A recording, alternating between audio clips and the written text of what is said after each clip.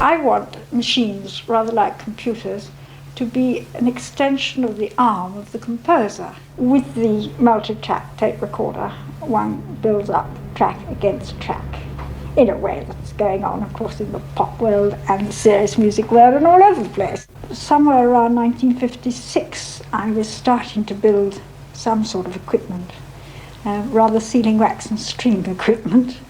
And then in 1957, was asked to do some incidental music for a television play.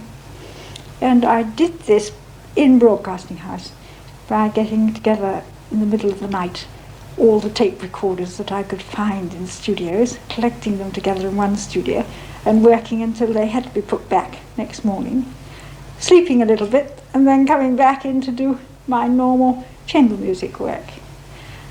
So then it grew from that.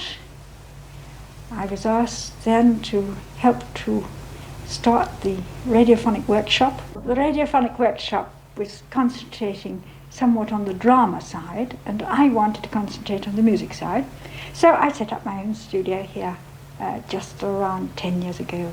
I thought if one could break down the whole process into the separate parameters, if one could control volume separately from vibrato, pitch separate again, and then define each of these in a drawing, which one could go back and rub out if one didn't want what one had done.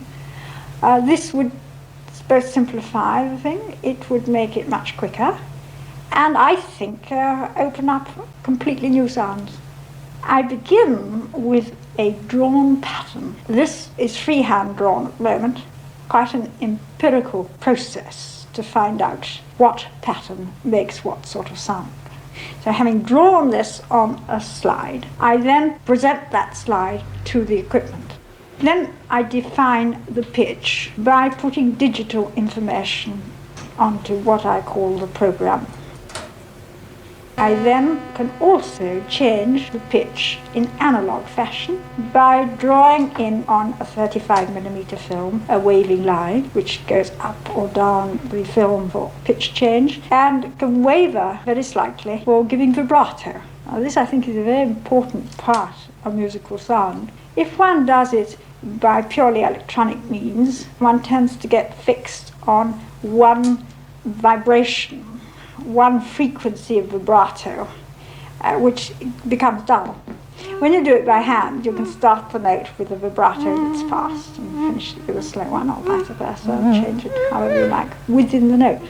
I would like to have a tape recorder with a great number of tracks. I'm building one here on 35mm film, so that there's not much mixing process going on of dubbing across from one to the other. And one should be able to eventually get equipment with perhaps 32 tracks. I think that music should be a projection of a thought process in the mind of a human being.